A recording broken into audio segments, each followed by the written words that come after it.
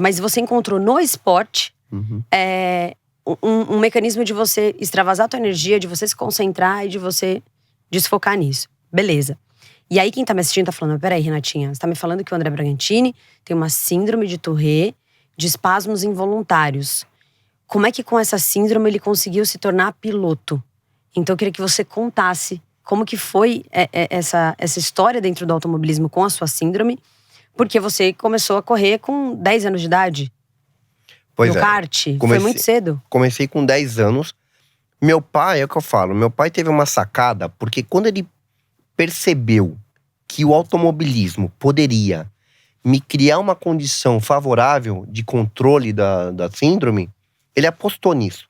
Mesmo ele não tendo condições financeiras, porque meu pai sempre foi um trabalhador do automobilismo, né? Meu pai nunca teve condição de berço, de bancar e tudo mais.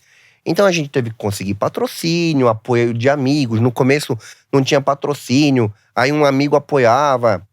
Meu pai tinha um amigo que ele se chama Delcinho, ele tinha uma confecção de roupa que se chamava Van Louis, ele deu um apoio no kart, a escola me deu outro apoio, a Escola Brasil Jovem, que foi essa mesma escola que eu passei tudo isso, que legal. Me deu um apoio.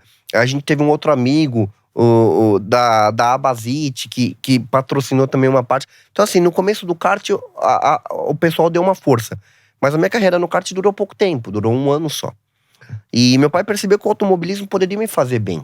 Poderia me causar controle em relação aos espaços. Isso, né? porque tem um detalhe muito importante, né?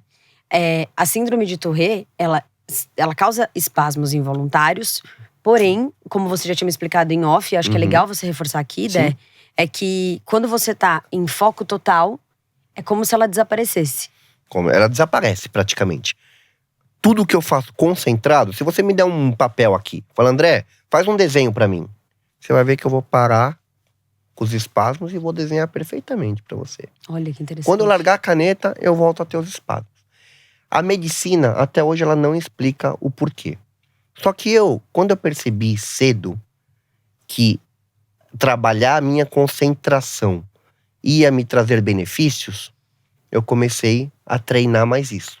E foi daí que depois, na adolescência, pro início da fase adulta, eu aprendi a praticar o Mindfulness, que é algo que eu falo nas minhas palestras motivacionais. Que hoje é uma coisa muito falada, mas que antigamente era algo muito, muito novo, né? Muito novo, muito novo.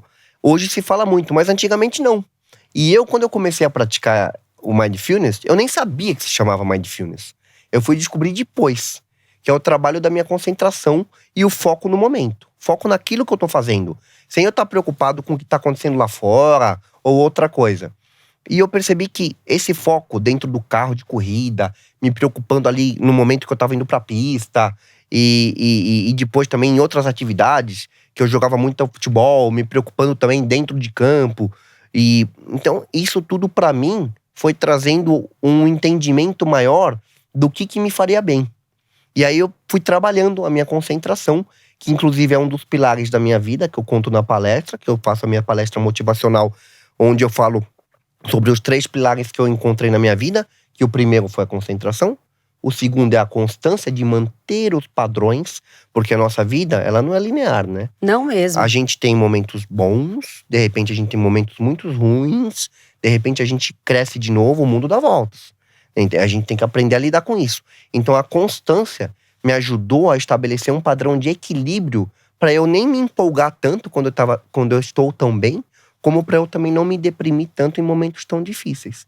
Então manter esse equilíbrio no padrão. E eu encontrei, por último, a autoestima. Que a autoestima, não só para mim, mas para toda pessoa, é fundamental. Você aprender a se aceitar, você aprender a se amar, independente de qualquer situação. Então é muito importante a gente saber do nosso valor e a gente se valorizar. Porque se a gente não se amar, a gente não pode exigir isso de outra pessoa. Isso serve para qualquer relacionamento. Seja no trabalho, seja no amor, a gente tem que se amar. A gente tem que se aceitar. Quando a gente se aceita, a gente atrai as coisas boas pra gente também. E eu, com a minha síndrome, no começo, eu não sabia como lidar com isso. Eu fui aprendendo a me aceitar, aprendendo a me amar. E eu posso te dizer com todas as palavras e muito emocionado.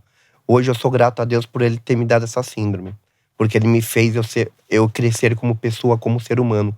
Eu sou uma pessoa melhor por tudo que eu passei. Eu não sei se eu não tivesse a minha síndrome, o que eu seria hoje. E a síndrome, ela me ensinou muito.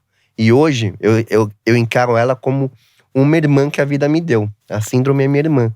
Então eu aprendi a amar essa síndrome, porque ela consegue com que hoje eu consiga passar essa palavra para as pessoas e ajudar muita gente, como eu tenho ajudado em cima do meu projeto e da minha vida.